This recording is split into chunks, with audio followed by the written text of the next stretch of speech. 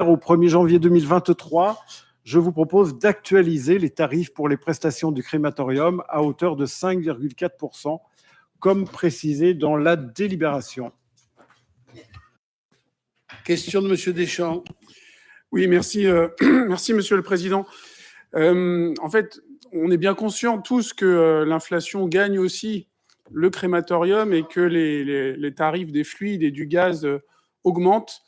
Mais cette augmentation tombe bien mal.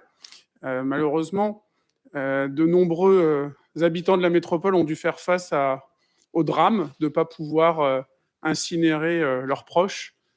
Et je trouve que faire passer cette augmentation maintenant, après plusieurs mois de crématorium en panne, est un mauvais signe. Alors je sais bien qu'il faut suivre l'inflation, je sais bien que nous sommes contraints par des budgets. Sans doute est-ce le calendrier qui tombe mal parce que ce budget annexe devait passer lors de cette assemblée. Mais voilà, sans doute aurions-nous pu nous abstenir cette année de faire cette augmentation, attendre l'année prochaine, surtout qu'elle est de l'ordre de 35 000 euros. 35 000 euros dans notre budget, c'est vraiment pas grand-chose. Et je pense que le geste aurait été symbolique et bien perçu par les habitants de notre métropole. Je ne doute pas qu'un geste de cette nature puisse être bien perçu.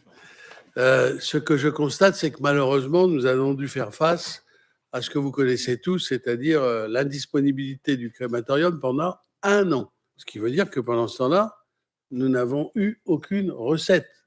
Et que pendant ce temps-là aussi, il y a eu, vous y avez fait référence, des augmentations extrêmement sensibles. L'augmentation dont on parle, là, c'est pour 2023.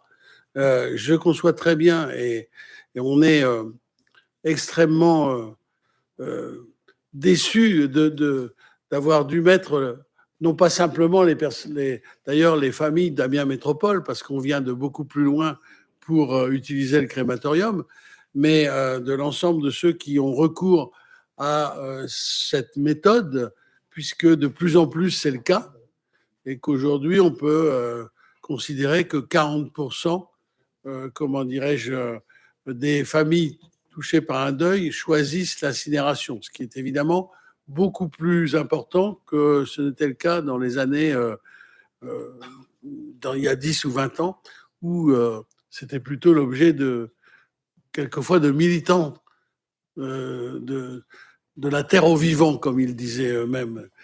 Mais ceci étant, aujourd'hui, nous sommes amenés à équilibrer les comptes de ce crématorium et de procéder à une augmentation qui correspond tout simplement à peu près à l'augmentation de l'inflation pour l'année que nous avons connue. Voilà. Pas d'autres remarques, pas d'autres questions. Je mets aux voix qui est contre, qui s'abstient. Voilà, tout simplement. J'espère que vous n'aurez pas ensuite reproché que éventuellement les comptes du crématorium soient difficiles à équilibrer. Le point numéro 18.